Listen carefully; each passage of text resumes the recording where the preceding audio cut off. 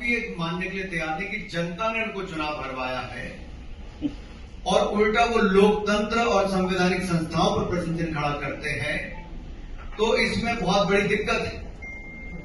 उनसे मैं यही कहूंगा राहुल जी के लिए, उम्र भर राहुल जी भूल करते रहे, उम्र भर राहुल जी भूल करते रहे, दोष खुद में था, आयोग पर आरोप करते रहे, लगाते रहे, भूल जाते हैं, वोट चोरी के आरोप भूल जाते हैं, तब जीत उनकी है। अगर हार दे तो इलेक्शन कमीशन दोषी है। जो जेन्युइन वोटर है, चाहे वो किसी भी जात, किसी भी धर्म, किसी भी क्षेत्र से आता होगा, जिसका वोट का अधिकार है, उसको वोट मिलता है, तो यहां गरीब और अमीर, किसी भी जाति, किसी भी धर्म के व्यक्ति का एक समान अधिकार है। लेकिन अगर आप देश से बाहर से जो घुसपैठ करके आए हैं, अगर राहुल गांधी जी विपक्ष के साथ मिलकर उनका वोट बनाते हैं, तो भारतीय वोटर के वोट का नुकसान करने का प्रयास करते हैं। तो देश को ये देखना है राहुल गांधी जी घुसपैठियों के साथ क्यों खड़े हैं। राहुल गांधी जी देश को जवाब दें घुसपैठियों के साथ इनका क्या नाता है। राहुल गांधी जी देश को जवाब दें कि भारतीय लोकतंत्र के ऊपर बार बार प्रहार क्यों करते हैं। राहुल गांधी देश को जवाब दें कि इलेक्शन कमीशन को बार बार बदनाम करने का काम क्यों करते हैं। भारतीय लोकतंत्र को बचाने नहीं आए, तो मंशा उन्होंने साफ कर दिया कि उनका भारत में कोई इंटरेस्ट नहीं है। भारत के लोकतंत्र में राहुल गांधी जी का कोई इंटरेस्ट नहीं है। भारत के लोकतंत्र जो बहुत मजबूत है, क्या उसको कमजोर करने में उनका इंटरेस्ट है? उसको पब्लिक करने पर कितनी दिक्कतें खड़ी हो सकती है, आप कल्पना कर सकते हैं। और सोचिए अगर ये लोग सत्ता में होते तो देश के लोगों का डेटा न जाने किस किस के हाथ में होता।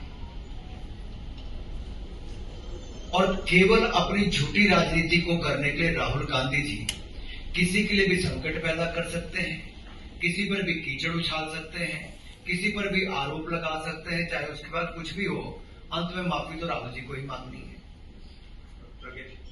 कुछ लोगों को झूठ बोलने की आदत पड़ जाती है, कुछ लोग ढीठ हो जाते हैं, कुछ लोग माफी मांगने पे भी एक बार सोचा माफी मांगी फिर मांग लेंगे, इनकी आदत बन गई है।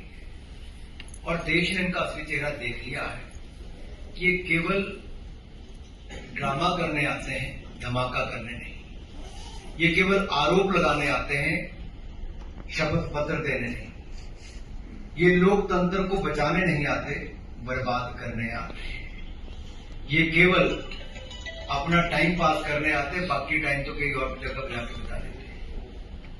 एक आखिरी, अगर 2023 में अटेम्प्ट हुआ वोटर डिलीशन का और उस पर इलेक्शन कमीशन ने मोबाइल नंबर और आईपी एड्रेस, जो प्रज्ञा जी का भी सवाल था कि मोबाइल नंबर और आईपी एड्रेस अगर इलेक्शन कमीशन ने पहले उपलब्ध करवा दिए, तो कर्नाटक की सीआईडी को क्या उसकी जांच करनी चाहिए? अगर ऐसा है तो किसकी जिम्मेदारी है? और नहीं हुई तो क्यों नहीं हो पाई?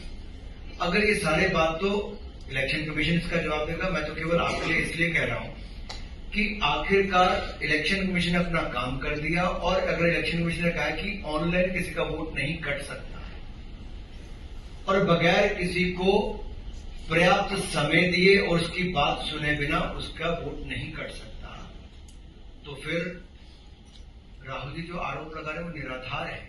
इसीलिए वो शपथ पत्र एफिडेविट देने से घबरा रहे हैं।